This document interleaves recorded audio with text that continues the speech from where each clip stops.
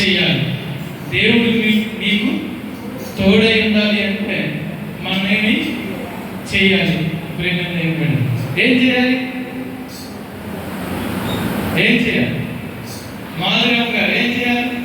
దేవుడు మనకి తోడై ఉండాలంటే, దేవుడు నీకు తోడై ఉండాలి అంటే ఏం చేయాలి? ప్రార్థన చేయాలి. జయలక్ష్మి గారు మీరు ఏం చేయాలి? ఆయన చిత్తానుసారంగా నడవాలి. ఇంకా ఆయనకు విధేయులే, ఆయన మాట లోబడి. అవునా కదా? ఓకే. ఇంకా దేవుని నీకు తోడై ఉండాలంటే, అంటే నాకు తోడై ఉండాలంటే నేను ఏం చేయాలి? నీకు తోడై ఉండాలంటే ఏం చేయాలి? దేవుని మహిమపరచాలి. ఇంకా దేవునికి సమయాన్ని ఇవ్వాలి. ఇంకా ఓకే, దేవునికి మహిమ కలుగును గాక. మీకు చెప్పినవన్నీ 100% కరెక్ట్. అయితే దేవుడు నాతో మాట్లాడిన విషయాలను మీతో నేను పంచుకోవాలని ఆశపడుతూ ఉన్నాను. దేవునికి మహిమ కలుగును గాక. హల్లెలూయా, హల్లెలూయా. ప్రేమ దేవుడు నిజమే. దేవుడు మనతో ఉండాలంటే ప్రార్థన చేయాలి. చేయాలా లేదా? దేవుడు మనతో ఉండాలంటే వాక్యము చదవాలి. దేవుడు మనతో ఉండాలి అంటే ఏం చేయాలి? ఉపవాసం ఉండాలి. దేవుడు మనతో ఉండాలి అంటే ఇతరులకు సహాయం చేయాలి. ఇవన్నీ మానవుడిగా పుట్టిన ప్రతి ఒక్కడు కూడా చేయగలుగుతాడు. అవునా? చేస్తాడా లేదా? చేస్తాడా లేదా? చేస్తాడు. అయితే ఇంకా చేయవలసింది కొన్ని ఉన్నాయి. ప్రియమైన బిడ్డలు, ఇవన్నీ సామాన్యుడిగా క్రైస్తవుడిగా యేసుక్రీస్తు ప్రభువు వారిని సొంత రక్షకుడిగా అంగీకరించిన ప్రతి ఒక్కరు కూడా చేయగలిగే విషయాలు. అవి మనం చెప్తాం. ప్రియమైన ఈ చేస్తే వచ్చేస్తుందా అంటే వస్తుందా? నేనంటాను రాదనే అంటాను. ప్రియమైన బిడ్డలు, కాకపోతే అది చేయాలి. అవునా కదా? ఏది చేయాలి? ఏం చేయాలి? మనం ఏం చేస్తున్నాం అంటే కొత్త నిబంధనలో చెప్పబడిన రీతిగా పుదీనాలోను, జీలకర్రలోను, సోపులోను 10వ భాగము ఇస్తున్నాం. దేంట్లో ఇస్తున్నాం? ఒకటి పుదీనా రోజు వాడతాం. అవునా కదా? వాడతామా లేదా? పుదీనా రోజు వాడతామా? వాడతాం. 2 జీలకర్ర రోజు వాడతాం. నెలకు వచ్చి ఒక 5-6 కేజీలు వాడతాం. వాడటం లేదా? ఏంటి జయరాజు గారు, జీలకర్ర నెలకు వచ్చి 5-6 కేజీలు వాడతామా? వాడరా? 1 కేజీ వాడతామా?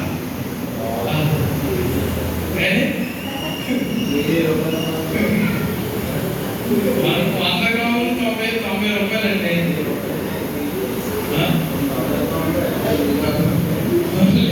దేవునికి స్తోత్రం కలుగును గాక. ఇక సోపు రోజు వాడతామా?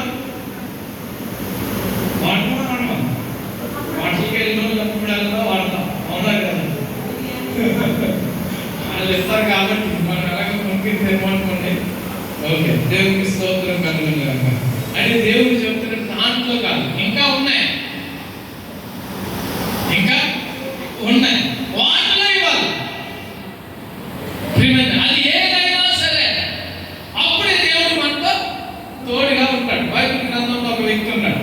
ఆ వ్యక్తికి నిజంగా అక్షరాల దేవుణ్ణి మహిమపరచాడు. కాబట్టి మనుషులకు అసాధ్యమైన కార్యాలు చూడగలిగాడు. బైబిల్ గ్రంథంలో మోసే కానించి అబ్రహాం కానించి మొదలు పెడితే అంత గొప్ప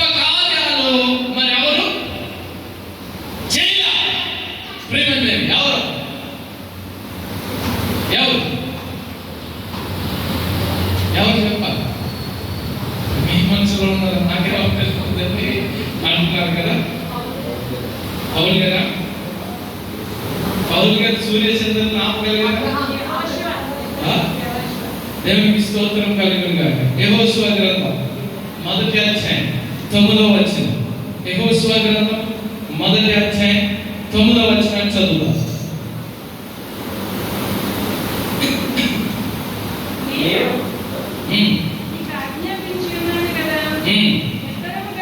నిర్భయము కలిగి ధైర్యముగా నుండుము, దిగులు పడకము, జడియకము.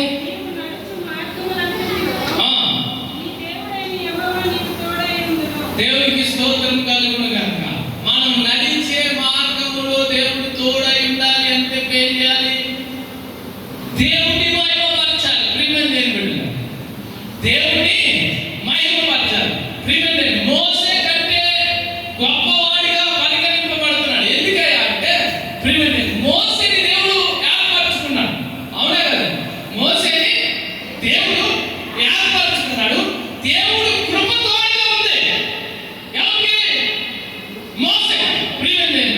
మోసేకి దేవుని కృపతోడి ఉంది. కానీ యెహోషువకి దేవుని కృప ఉన్నది. కాబట్టి 20 లక్షల మంది కాల్వలో బయలుదేరితే యెహోషువ కాలేబు మాత్రమే బయలుదేరిన వారు బ్రతికారు. అంటే ఇప్పుడు మోసే గొప్పడా, యెహోషువ గొప్పడా? ఎవరు గొప్పడు? ఇద్దరు గొప్పలే. ఈ కన్ను గొప్పదా, ఈ కన్ను మంచిదా అంటే చెప్పలేదు. ఎవరైతే దేవుని అడుగు జాడలో నడుస్తూ ఉంటారో వారందరూ గొప్పవారే. ప్రియమైన బిడ్డలారా, కాకపోతే ఈ యెహోషువ చాలా, ఎందుకంటే కొత్తగా మోసే మరణించిన తర్వాత కొత్తగా బాధ్యతలు చేపట్టిన తర్వాత ప్రియమైన బిడ్డలారా, మోసేకి ఎర్ర సముద్రం అడ్డొస్తే యెహోషువకు యోర్దాను నది అడ్డొచ్చింది.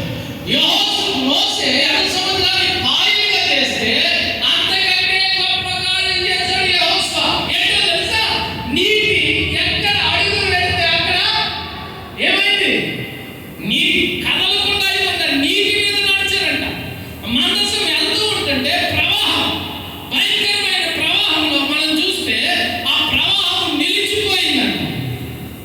ఇంకో గొప్పతనం ఏంటంటే నీరు యాక రాశిగా అయిందంట. రాశి అంటే ఎలా ఉంటది? హల్లెలూయా. రాశి ఎలా ఉంటది? రాశి మామూలుగా రాశి ఎలా చేస్తారు? ఇలా వేస్తారు, పొడవుగా వేస్తారు. ఇప్పుడు రాశి నీళ్లు రాశిగా చేయగలుగుతారు ఎవరైనా? భూమి మీద ఎవరులా ప్రేమించే పెడతారు. కాబట్టి యెహోషువకు దేవుడు, యెహోషువ దేవుని మార్గంలో నడిచాడు. కాబట్టి దేవుని యొక్క కృప యెహోషువ మీద ఉన్నది. అంతేకాదు ప్రియమైన బిడ్డలారా, ఎరుకో గోడలను కూడా కూలగట్టగలిగే శక్తివంతుడు యెహోషువ. ప్రియమైన బిడ్డలారా, కాబట్టి మనం దేవుని మహిమపరిచేవారుగా ఉండాలని ప్రభు పేరిట మనం చేస్తూ ఉన్నాం. చూడండి, ఆదికాండం 28వ అధ్యాయం 15 నుండి 17వ వచనం వరకు చదువుదాం.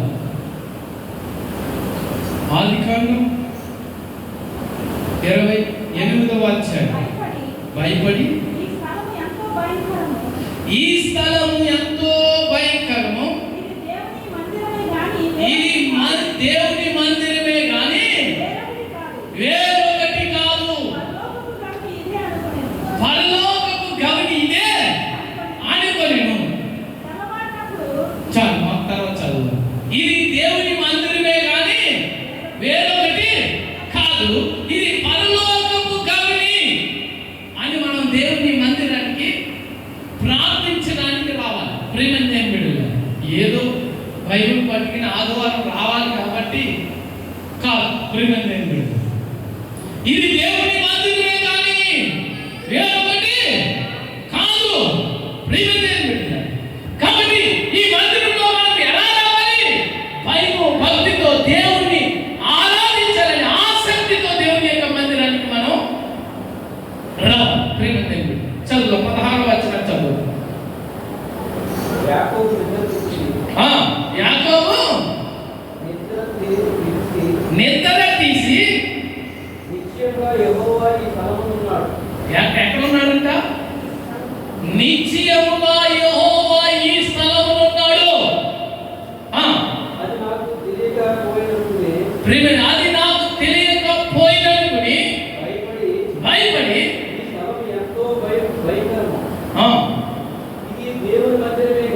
ఇది దేవుని మందిరమే కానీ ఏదొకటి కాదు. చూడండి, ఏది ఇది దేవుని మందిరం. ఈ మందిరం తీసుకొచ్చి దేవుడు మన హృదయాలలో పెట్టేశాడు. కొత్త నిబంధన కాలానికి వచ్చేసరికి ఈ మందిరాన్ని ఇప్పుడు ఎక్కడ పెట్టేశాడు? నీ హృదయమే దేవుని ఆలయమే ఉన్నదని మీరు ఎరుగరా. మరి ఈ మందిరాన్ని మనం ఎలా ప్రభువుకి సమర్పించగలుగుతున్నాం? ఎలా దేవుని సన్నిధిలో మనం నివసింపజేయగలుగుతున్నాం? దేవుని ఆరాధించగలుగుతున్నాం? ఒక్కసారి ఆలోచించండి. దేవుని కొరకు ఉపయోగిస్తూ ఉన్నామా? అవునండి, మేము ఉపయోగిస్తున్నామండి దేవుని కొరకే. కాబట్టి దేవుడే ఉన్నాడండి. మనం ఆరాధిస్తూ ఉన్నాం. ఆరాధిస్తే ఇది ఎవరినో ఉద్దేశించి కాదు, కానీ నాకు తెలిసిన ఒక సహోదరి ఉంది. ఆ సహోదరిని తరచుగా వెళ్తూ ఉన్నప్పుడు చక్కగా ప్రార్థన చేస్తూ ఉండేది, చక్కగా ప్రవచనాలు కూడా చెబుతూ ఉండేది. ఒకసారి నేను సడన్గా మధ్యాహ్నం మాటలు వెళ్ళానమాట. ఎప్పుడు వెళ్ళాను? మధ్యాహ్నం మాటలు వెళ్ళినప్పుడు వాళ్ళ ఇంట్లో పెద్ద టీవీ ఉంటుందన్నమాట. దీని మీద కొంచెం చిన్నది ఉంటుంది, ఈ కాన్ అనుకుంటూ అంతా కొంచెం చిన్నది ఉంటుంది. మధ్య ఆ టీవీలో సీరియల్ ఎట్టుకుని ఉంటుంది. నాకు వెంటనే మైండ్ బ్లాక్ అయిపోయింది. అంటే నాకు ఒక ఉద్దేశం ఉంది ఆవిడ మీద. ఏముంది? మంచి ప్రార్థనా పరురాలు, నిజంగా ప్రవచిస్తే ఖచ్చితంగా జరుగుతుంది. ఈ సన్నివేశం చూడగానే మరి నేను ఏమనుకో, మనుషులకి మెప్పే భక్తి కాదు మనకి కావాల్సింది. మనుషులు ఏమన్నా అనుకోను, మనుషులు ఏదైనా అనుకోను, కానీ బిడ్డలారా ఆయన మార్గంలో నడవాలి. మొట్టమొదటిగా మనం ఏం చేయాలంటే దేశీయ మార్గంలో నడవాలి. కష్టాలు వస్తాయి, బాధలు వస్తాయి, ఇరుకులు వస్తాయి, ఇబ్బందులు వస్తాయి. ఎన్నో వచ్చినప్పటికీ కూడా యేసయ్య మార్గాన్ని విడిచేవాడిగా కాదు, నీచము కనపరిచేవాడిగా మనము ఉండాలని ప్రభు పేరిట మనం చేస్తూ ఉండాలి. ప్రేమదేవుడు 17వ వచనం చదువుదాం. భయపడి ఈ స్థలం ఎంతో భయంకరము, ఇది దేవుని మందిరమే కానీ వేరొకటి కాదు, పరలోకపు గవని ఇదే ఆనుకొనెను. ఏంటంటే మనం దేవుని మందిరం ఇదే కాబట్టి దీంట్లో సరస్వతులైనను భూతులైనను ఏమి మన నోటి వెంట ఉచ్చరింపకూడదు, వ్యర్థమైనవి మనము చూడనే కూడదని. అలా మనం ప్రభుని మహిమపరిచే వారిగా ఉండాలని ప్రభు పేరిట మనం చేస్తున్నాడు. చూడండి ఒకసారి యెహోషువ గ్రంథము, ఒకసారి మనం యెహోషువ గ్రంథంలోనికి వెళ్దాం. అదే 1వ అధ్యాయం 6వ వచనాన్ని ఒకసారి చదువుతాం. నిన్ను విడువను, నిన్ను ఎడబాయను. ఎలా ఉండాలంట? నిర్భరము కలిగి ధైర్యముగా ఉండుము.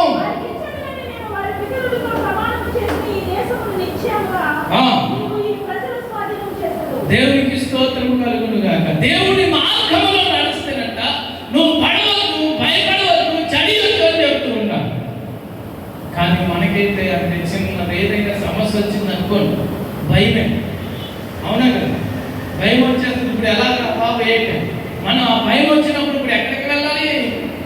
దేవుని సన్నిధికి రావాలి, దేవుని దగ్గరకు రావాలి, దేవుని మహిమపరిచే వారిగా ఉండాలి.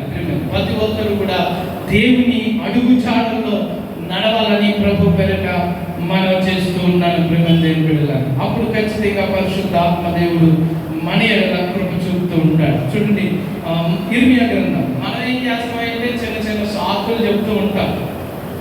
ఏం చెప్తాం? సాకులు చెప్తాం. ప్రతి ఒక్కరు చెప్పే సాకులు ఏంటి అంటే ఇప్పుడేనండి, అదండి, ఇదండి అని చెప్తూ ఉంటాం. బైబిల్ గ్రంథంలో కూడా ఒక భక్తుడు అదే చెప్పాడు స్వయంగా దేవునికే. ప్రేమదేవుడు ఎవరు? ఇర్మియా గ్రంథం. ఇర్మియా గ్రంథం 1వ అధ్యాయం 7వ వచనం ఒకసారి చదువుతాం.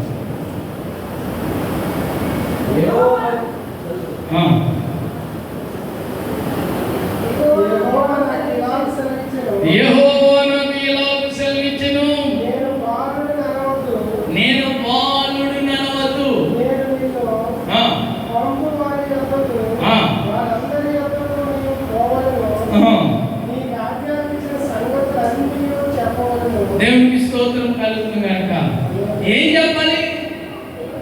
దేవుడు ఆజ్ఞాపించినవే చెప్పాలి. దేవుడు ఆజ్ఞాపిస్తేనే చెప్పాలి. అంటే ఇప్పుడు ఎలా అయిపోయిందంటే, ప్రవచనాలు ఎలా అయిపోయినాయంటే, ఈవిడ ప్రవచన వరం కలిగిన వ్యక్తి దేవుడు మాట్లాడాలి. ఎందుకని దేవుడితో ఈవిడికి సంబంధం తెగిపోయింది. దేవుడితో సంబంధం తెగిపోయింది. తెగిపోయినప్పుడు టీవీ చూస్తే ఎలా ఉంటుంది సంబంధం?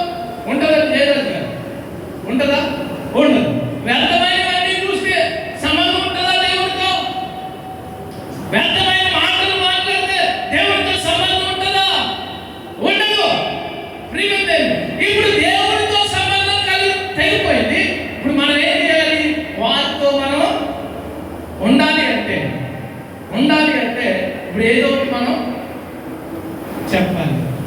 అనేక మంది చెప్తారు 15 సంవత్సరాల దాకా జగన్ గారు సీఎం అని.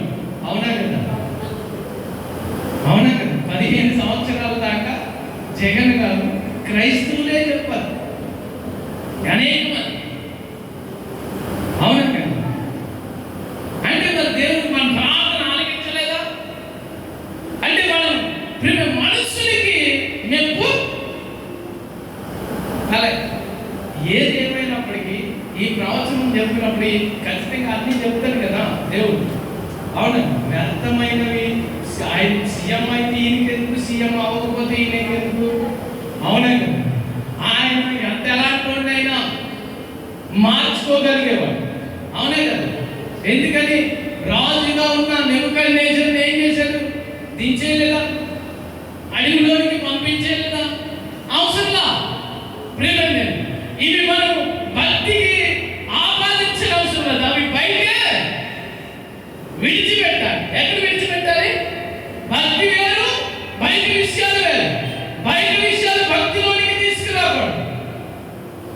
అవసరమైతే ఆపద ఉంది, ప్రార్థన చేస్తాను, దేవుడు కృప ఉంటే ఖచ్చితంగా కార్యము చేస్తాడు. కృప లేకపోతే మనం ఏం చేస్తాం? మనం ప్రార్థన చేస్తామని తగ్గిపోవాలని ఉందా? రూలు లేదండి. ఉందా? అయ్యో పాస్టర్ గారు వచ్చారు, ప్రార్థన చేశారు, మరి తగ్గలేదంటే తగ్గదు. పాస్టర్ గారు ఏమన్నా ఏంటి వైద్యం చేసేవాడా? కాదే. దేవుడి కృప ఉండాలి. పాస్టర్ గారు బాగానే ప్రార్థన చేశారు. అయితే ఇప్పుడు మనలో ఎక్కడుంది ప్రాబ్లం? మనలో ఉంది. స్వీకరించే వాళ్ళలో ఉంది. ప్రభువుని ఆహ్వానించడంలో ఉంది. ప్రభువుని స్వీకరించడంలో ఉన్నది. ప్రియమైన కాబట్టి మనకి దేవుడి కార్యం చేయాలి. ప్రార్థనలో ఎవరు ప్రార్థన చేసినప్పటికీ నీ ప్రవర్తన, నీ మార్గము దేవుని సన్నిధిలో సరళంగా ఉంటే ఖచ్చితంగా దేవుడే కార్యము చేస్తాడు. ఎందుకని? అబ్రహాము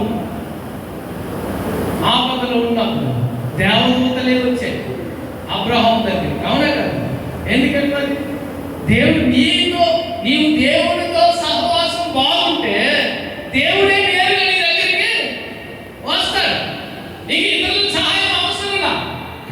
ఏదో తృప్తి వరకు ప్రార్థన చేసినప్పుడు మనమేమో మన మనసేమో దేవుడి వైపు ఉండదు. దేవుడి వైపు లేకపోయినా మనం దేవుడు నా కార్యం చేయాలి అంటే ఎక్కడ చేస్తారు? చేయండి. కాబట్టి మొదటిగా ఆయన మార్గాలలో నడవాలి. దేవునికి స్తోత్రం కలుగునుగా. రెండవది నీ జీవిత దినములన్నిటిను ఆయనను మార్గాన్ని లేకపోతే ఆయనను గైకొనేవాడిగా ఉండాలి. జీవించే దినాలన్నిటిని కూడా దేవుని వెంబడించే వారిగా ఉండాలి. కార్య ఆరంభం చాలా సులువు. ఆరంభించడం ఎవరైనా ఆరంభిస్తారండి, కానీ దాన్ని ముగించడము అవునా కదా? బిల్డింగ్ స్టార్ట్ చేయడం మహాంటూ 10,000 లేకపోతే 20,000 ఉన్నాయనుకోండి, అన్ని తెచ్చేసి స్టార్ట్ చేయడం. స్టార్ట్ చేసేసి ఏమనుకోండి, ఇప్పుడు దాన్ని ముగించడము కష్టం. కింద బీమ్ వేసి పిల్లర్ చేసేసి బేస్మెంట్ వేసేసి అనుకోండి, 1,00,000 రూపాయలు ఉన్నాయనుకోండి, అయిపోయింది. అంతే అయిపోదా? ఇంకా పోదు.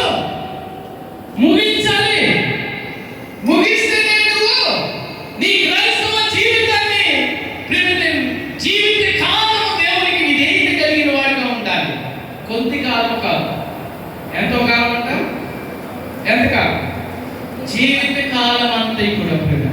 చూడండి ద్వితీయోపదేశకాండం 6వ అధ్యాయం 2వ వచనం. ద్వితీయోపదేశకాండం 6వ అధ్యాయం 2వ వచనం.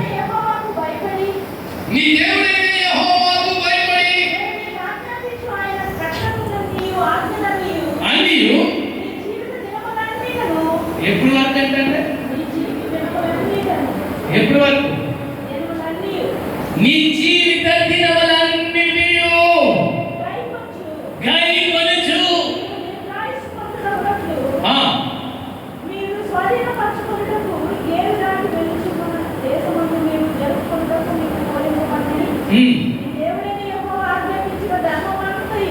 ఏంటంట దేవుడైన యెహోవా ఆజ్ఞాపించిన ధర్మమంతయు. ఏంటంట దేవుడు ఆజ్ఞాపించిన కట్టడలను విధులను వీటిని ఎప్పుడు వరకంట జీవిత దినములన్నిటి కూడా. కొంత దినం సాగిస్తాం, అబ్బా అగ్గిలో ఉంటాం, ముట్టుకుంటే కాలిపోతాం. చివరిగా ఉండాలని ప్రభు పరంగా మనం చేస్తూ ఉన్నాం. చూడండి ప్రసంగి గ్రంథం 12వ అధ్యాయము, ప్రసంగి గ్రంథం 12వ అధ్యాయము 13వ వచనం. ప్రసంగి 12:13.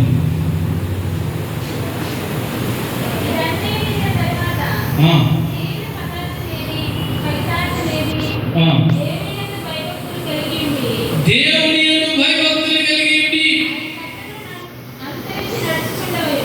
ఆయన కట్టడలను అనుసరించి నడుచుచుండవాలని దేవుడు చెప్తున్నాడు. ప్రేమ దేవుడు విడిచిపెట్టేసి సంతోషంగా ఉన్నప్పుడు దేవుడు అంటే కుదరదు ప్రేమ దేవుడు. కాబట్టి దేవుని దయను పొందుకునే వారిగా ఉండాలని ప్రభు పేరిట మనం చేస్తున్నాడు. చూడండి 5వ అధ్యాయం 6-7 వచనం. నీ దేహము శిక్షకు లోపరచనంత పని ప్రేమ దేవుడు దేని వల్ల జరిగినకూడదంట. ఇప్పుడు ఏం చేయాలి? అందుకని అపోస్తలుడైన పౌలు అంటూ ఉంటాడు, నీ నాలుకకి ఏం పెట్టాలంట? ఏం పెట్టాలి? నాలుకకి ఏం పెట్టాలి? కళ్ళువా కక్క? ఏం డౌట్? మళ్ళీ చెప్పట్లేదు, మరి తెలిసిన చెప్పాలి. నీ నాలుకకి ఏంటి? కళ్ళువా కక్కవా? ఏంటి కత్తేనా? ప్రేమ ఏంటది? నిజంగా కూరగాయల కోసం కత్తి కానీ పెట్టేశారు కాదు. దేవుడు ఆకలి గురించి మాట్లాడలేదు. వాక్యము 2 అంచుల ఖడ్గం. ఖడ్గం అంటే కత్తే కదా. ప్రేమ దేవుడు ఇప్పుడు ఈ వాక్యం పెట్టాలి దేనికి? నాలుకలు. వ్యర్థమైన మాటలు కాదు. ప్రేమ దేవుడు వ్యర్థమైన మాటలు కాదు మాట్లాడేది. ఏం చేయాలి? దేవుని మహిమ. చదువుదాం, చదువు.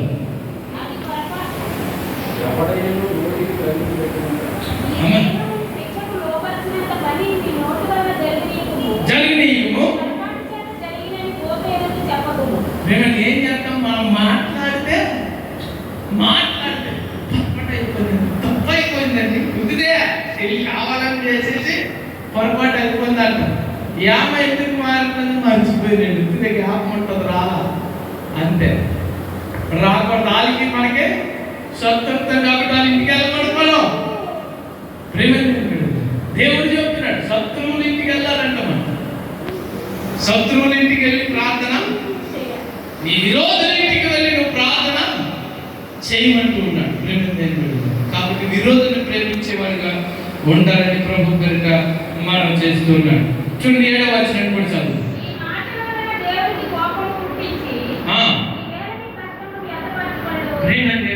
నీ మాటల వలన దేవునికి కోపము పుట్టించి నువ్వు ఎలా నీ కష్టం ఎంతపరుచుకుంటున్నావు? ఏంటి ఎంతపరుచుకునే కష్టం ఏంటి చెప్పాలి. ఎంతపరుచుకునే కష్టం ఏంటి? నీ కష్టాల గురించి మాట్లాడుతున్నా దేవుడు. ప్రేమ మనం కొన్నిసార్లు దేవుని సన్నిధిలో ఒంటరిగా ఉన్నాం అనుకోండి, దేవుడిని ఆరాధిస్తూ ఉంటాం, చాలా ఆనందపడుతూ ఉంటుంది. ఒక పాటను పాడుకుంటే మనం నేను అప్పుడప్పుడు బండి మీద వెళ్తూ ఉంటాను. బండి మీద సింగిల్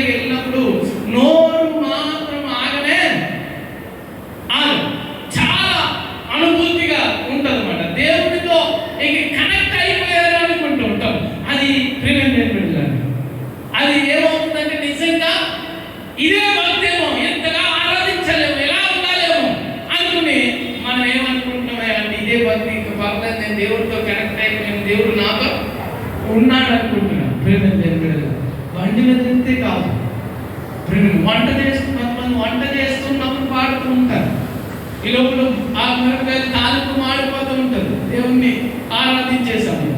అవునా కదా?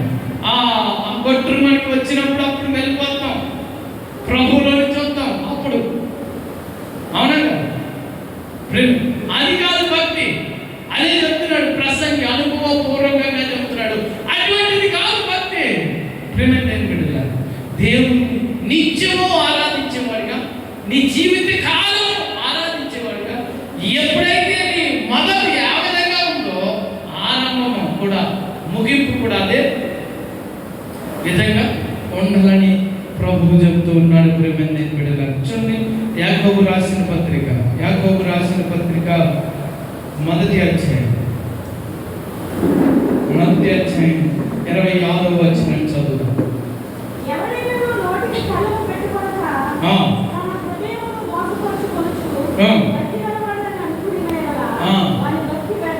వ్యర్థమే.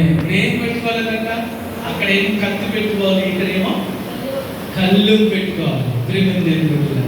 అక్కడ కత్తి పెట్టుకోవాలి, కత్తి పెట్టుకోవాల్సిన చోట కళ్ళు పెడుతున్నాం, కళ్ళు పెట్టుకోవాల్సిన చోట మనం ఏం పెడుతున్నాం?